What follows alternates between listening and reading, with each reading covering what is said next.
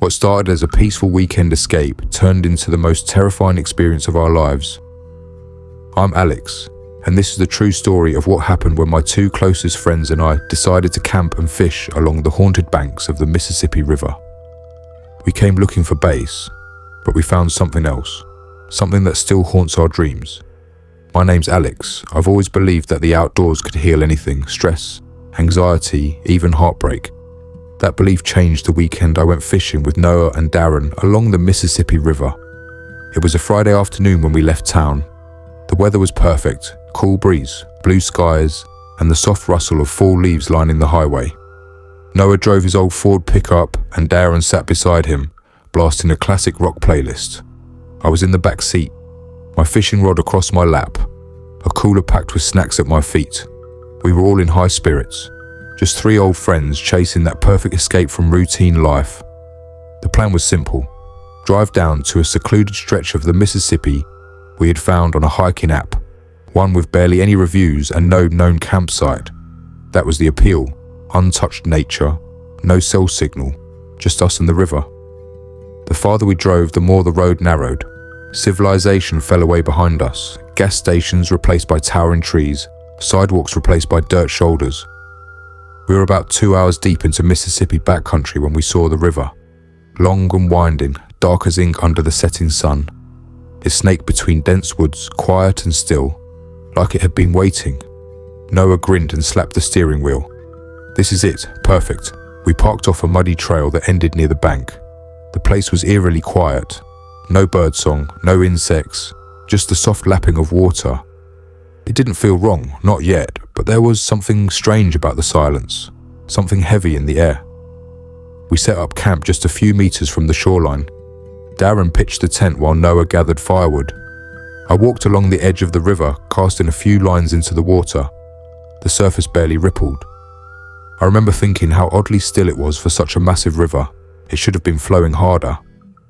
By nightfall, the fire was burning steady. We sat around it with beers in hand, telling stories and joking about who would catch the first fish. Noah bet on himself. Darren claimed he had some secret bait recipe. I just smiled and nodded. I'd always let my skills do the talking. It was around 10 p.m. when we noticed the mist.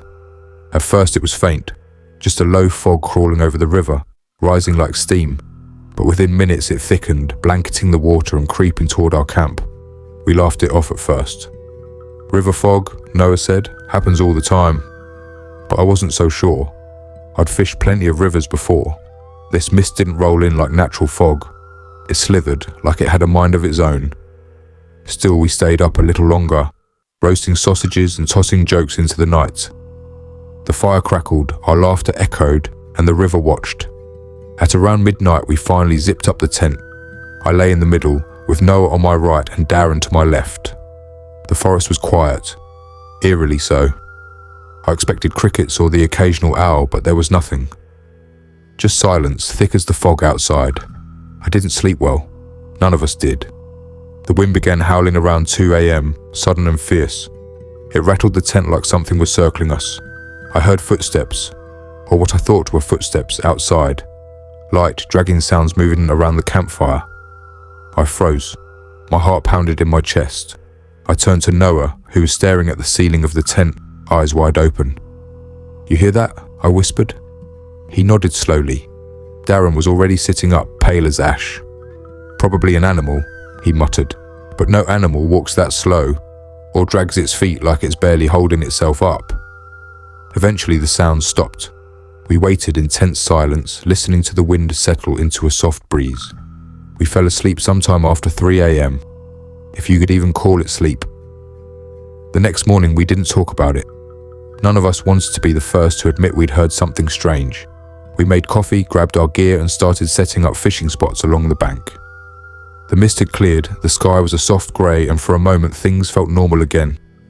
Looking back now, I know we should have left that morning, because something had already noticed us, something that didn't want us there. That morning felt off. The sky was blanketed in grey and the air had turned unusually cold for late autumn. There was no wind, no sun, just a quiet, dull stillness. We chalked it up to the weather, but deep down, I think all three of us felt it. A pressure like the river was holding its breath. We split up a little to try different fishing spots. Noah walked upstream with his tackle box, whistling to himself, while Darren settled near a cluster of rocks downstream. I stayed close to camp, casting near the curve where the bank dipped low and the trees leaned over like they were listening. The water was still again, too still. There were no fish jumping, no dragonflies skimming the surface. Even the birds were silent. I cast my line and waited. 30 minutes passed, nothing. I recast. Again, nothing. Fishing can be slow, sure, but not this lifeless. I reeled in my line and walked toward Darren. He was crouched by the rocks, his rod untouched, staring into the water like something had hypnotized him. "Catch anything?" I asked. He flinched. "Jesus, Alex," he muttered, shaking his head. "Number but." He hesitated. "But what?" He looked back at the river, his brow furrowed. "I thought I saw something in the water, like a shadow moving fast, too big for a fish, way too big." "Maybe a log," I offered. "Logs don't swim against the current." We stood there for a while, watching the surface. Nothing moved, just that thick, glassy stillness. I didn't say it aloud, but I'd seen something earlier too, just for a second. A ripple that moved against the flow, like something large had passed just beneath me. When we regrouped for lunch, Noah was already back at camp, looking pale. "I saw a deer," he said quietly, "dead, floating near the far bend." "That happens," Darren said, biting into a protein bar. "No," Noah said, voice low. "It didn't look right. Its eyes were missing, like they'd been scooped out, clean." We sat in silence. Even the fire crackled softer than usual. After a while, Darren tried to lighten the mood. "Maybe the river just doesn't like us sad boys invading its peace," he joked, but it fell flat. We spent the rest of the afternoon trying to shake it off. Noah went back to fishing. Darren lay inside the tent reading a worn paperback. I walked the edge of the woods behind camp, thinking some fresh air might clear my head. That's when I found it. About 20 yards from the tent, hidden in the trees, was something carved into a tree trunk. Not initials, not hearts or dates. It was a symbol, crude and sharp, like it had been etched with something jagged. A circle with a vertical line through it, surrounded by 4 uneven marks like claw prints. It looked old, not recent. The bark had healed slightly around the edges. I stared at it for a while. Something about it made the hair on my arms stand up. When I got back to camp, I told the others. Noah looked uneasy, but Darren brushed it off. Some hunter's marking, or some bored kid. But even he didn't sound convinced. That night we barely spoke. We sat around the fire, eyes shifting toward the woods every few minutes. The mist returned. This time it came faster, heavier. Within seconds it had swallowed the riverbank, then crept around our tent and the fire. It muffled the sound of the crackling flames like we were inside a snow globe. Then we heard it. A splash, not far. Then another, closer. We froze. It wasn't a fish, it sounded like footsteps in water, heavy, deliberate, human. I grabbed my flashlight and pointed it toward the river, but the mist swallowed the beam. Nothing. Just thick white air and the sound of our breath. Then, squelch. A wet dragging noise coming from the edge of camp. Darren stood up slowly. "Maybe it's a camper," he whispered. "No one else is out here," Noah said. "We're miles from the nearest trail." Then silence again. We stayed like that for nearly an hour, waiting, listening, barely blinking. Finally the sounds faded. The mist thinned. We didn't talk. We didn't even say goodnight. We just crawled into the tent, zipped it up and lay there staring at the ceiling. Around 2 a.m, I woke up gasping. Something cold had brushed against my face. I sat up, heart pounding. The tent flap was slightly open, just an inch. I looked around. Both Darren and Noah were asleep, their faces pale, breathing shallow. I reached over and zipped the tent shut again, then sat there clutching my flashlight like a weapon. That night, I didn't sleep at all. I watched the shadows crawl across the canvas walls, and I prayed the river would let us leave. I don't think any of us slept that night, at least not really. When the morning light broke through the thin fabric of the tent, it didn't feel like relief. It felt like a warning, like the sun was simply revealing how far from safety we truly were. We emerged from the tent slowly, stiff and quiet. Darren's eyes were bloodshot. Noah was pale, lips dry and cracked. No one mentioned the sounds from the night before. We didn't have to. I checked around the tent. That's when I saw them. Footprints, bare, human, but not right. They circled the tent in erratic, dragging paths. The impressions were wide and deep, as if the feet had no weight distribution, just heavy, flat stomps in the wet soil. Some of them had long, claw-like impressions at the toes. "Guys, come look at this," I called out. They came over and Noah instantly recoiled. "What kind of animal walks like that?" he whispered. Darren crouched to inspect closer, but even he didn't offer a logical explanation. "Could be a prank," he suggested unconvincingly. "Maybe someone's messing with us." "In this place? Middle of nowhere?" I said. "We haven't seen a single soul since we arrived." We tried to shake it off again, but the mood was tense. The river looked darker now, like something had stirred up silt from the bottom. The air had a sour smell, faint but lingering, like copper and mildew. After a silent breakfast, we decided to head further upstream, thinking a change of scenery might help. We followed a narrow path along the water, maybe a mile north of our campsite. That's when we found it. A small, half-collapsed shrine, tucked beneath the roots of a twisted cypress tree. It was old, weathered wood, covered in moss. The center held a decaying bowl filled with what looked like burned feathers, teeth, and bones far too small to belong to any animal we knew. All around it, hanging from the tree branches, were strips of cloth, some faded red, some grey, all torn and knotted. "What is this?" Noah murmured. Darren stepped closer. "Don't touch anything." He was right.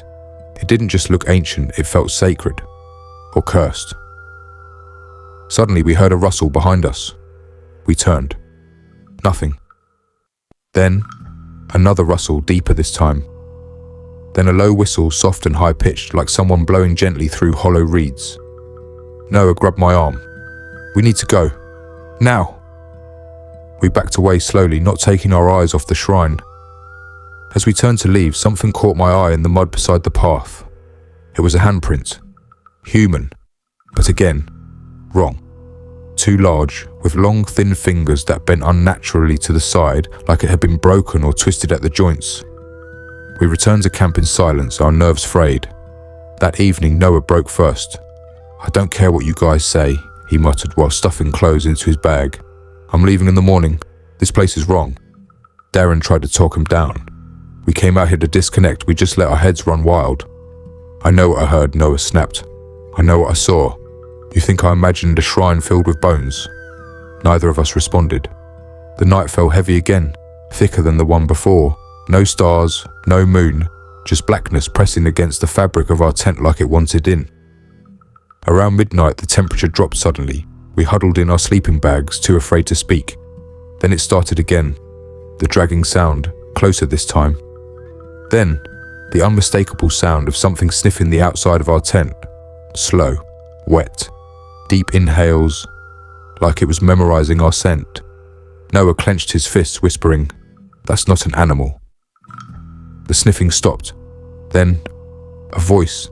It was barely audible, like it was coming from beneath water, gurgling, gargling, trying to speak. And it said just one word. "Hungry." We bolted upright, frozen. The fire outside had gone out, and from the far edge of the camp we heard something moving, something big, sloshing through the riverbank, dragging its limbs, panting in shallow, irregular breaths. Darren grabbed his flashlight, trembling. "We need to stay inside, don't go out there." But Noah was already unzipping the tent. "No, wait," I hissed. Too late. He peeked outside, flashlight beaming out into the mist. What he saw drained the colour from his face. He staggered back inside, shaking. It doesn't have skin," he whispered. "It's not human." But it was. We didn't sleep, we waited for the sun, and it never felt farther away. The next morning was unlike any other. The sky was a dull grey, casting an eerie tone over the entire river. It wasn't foggy, but the air felt thick, like it was made of smoke and sorrow. The birds didn't sing, the trees didn't sway, even the water barely moved. Darren, stubborn as always, tried to bring some normalcy back. "I'm gonna fish," he muttered, almost like a challenge to whatever darkness had taken root around us. "We came out here to catch catfish, remember?" Noah didn't reply. He just sat near the fire pit, arms hugging his knees. I wasn't far behind him, still shaken from the night before, but something about Darren's resolve made me feel that maybe, just maybe, if we acted normal, the nightmare would lose its grip. Darren grabbed his gear and set up a few feet from our tent, right by the edge of the river. He whistled as he cast his line, as if daring the river to defy him. We sat in silence for maybe 20 minutes, occasionally glancing at him. He was still, focused. Then, his pole bent hard. "Strike!" he shouted, voice suddenly full of energy. "Got one!" Noah and I shot to our feet. For a second, it was like we were back to normal. 3 guys camping and catching a big one. Darren reeled in with both hands, struggling to keep control. "It's huge!" But then his face changed. It wasn't excitement anymore. It was horror. His reel screamed as the thing pulled with unnatural force, and suddenly, the water stopped moving. Dead still, not a ripple, as if the river was holding its breath. Darren grunted, pulling harder. "It's not fighting like a fish, it's just pulling." Then, slowly, something emerged from the water. At first we thought it was a tangle of roots, but then it twisted, turned. It was a skull. A human skull, slick and dark, covered in stringy moss and river grime. But it moved, its jaw chattering with a sickening clack, clack, clack, like it was shivering. Its empty sockets turned toward us. And then, it grinned. "No, no, no, no!" Darren screamed, dropping the rod and stumbling backward. The line snapped, but the skull didn't fall. It floated, bobbing gently on the surface like it was watching us. It opened its mouth wide, and from deep within, a low, groaning hiss came out. A sound so hollow and ancient it felt like it had crawled from the bottom of time. We ran. We didn't grab gear. We didn't speak. We didn't look back. But even as our feet pounded the ground, I could still hear that sound, the clacking of teeth, the hiss of something hungry and forgotten. We didn't stop until we were far from the tent, deeper into the woods. We collapsed behind a fallen tree, trying to catch our breath. I saw it," Noah gasped. "It looked at me." Darren was shaking uncontrollably. It wasn't just a skull. It was alive. That thing wanted something. "It smelled like death," I whispered, not sure how else to describe the rot that filled my nose when it emerged. We stayed hidden for hours, too afraid to return to camp, but too exposed to remain in the woods. When the sky finally started to darken again, we knew we couldn't spend another night here. "We're leaving," Darren said through gritted teeth. "Tonight. Now." I nodded. Noah didn't argue, but when we returned to the camp just for a moment to grab what we could, we found the fishing rod still on the ground and wet footprints circling our tent. Only this time there was something else left behind. A small cracked jawbone, still twitching. We didn't speak as we packed what little we could. There was no need. The message had been made clear. We were no longer welcome here. Every movement felt watched. Every gust of wind sounded like a whisper, and every shadow looked like it was waiting to take shape. I grabbed my flashlight and swung it toward the tree line. Nothing. But deep down, I felt it. That skull hadn't sunk back into the river. It was still out there, following us. We bolted, abandoning our tent and gear. The hike back felt longer, colder. The trail that had once been familiar now twisted like a labyrinth. The woods seemed alive, branches reaching out like arms, crunching leaves beneath our feet sounding like footsteps behind us. Halfway through, Darren froze. "Do you hear that?" he whispered. We stopped. Somewhere behind us, that clicking sound again, like teeth tapping bone. Clack, clack, clack. We ran. Branches tore at our clothes. My legs burned, my lungs screamed, but I didn't dare stop. It felt like if we paused, even for a moment, it would catch up, and I didn't want to know what it would do if it did. We finally reached the road near where we had parked. Our car stood just as we left it, but it felt out of place now, like a relic from another world. Darren fumbled with the keys, hands shaking. The moment we got inside, Noah locked every door and refused to look out the windows. As Darren started the engine, I glanced into the side mirror, and I swear just for a split second, I saw it. A white skull, half submerged in shadow, smiling. We drove in silence until we crossed the nearest town line. And only then, like some unspoken signal, the air inside the car seemed to lighten. The pressure on our chests eased, but none of us said a word. That night I couldn't sleep. I kept the lights on and checked every corner of my room every few minutes. The sound of tapping haunted me, on the window, on the walls, sometimes even inside my head. Weeks have passed now. We've never talked about what happened out there again, not once, but I know we all still carry it. The feeling, that unshakable sense that something ancient and forgotten brushed against our lives. Sometimes, when I walk near water, I hear the clicking. Sometimes I wake up and the air feels thick again. And sometimes, on quiet nights, I swear I see muddy footprints just outside my door. We survived that weekend, but something came back with us.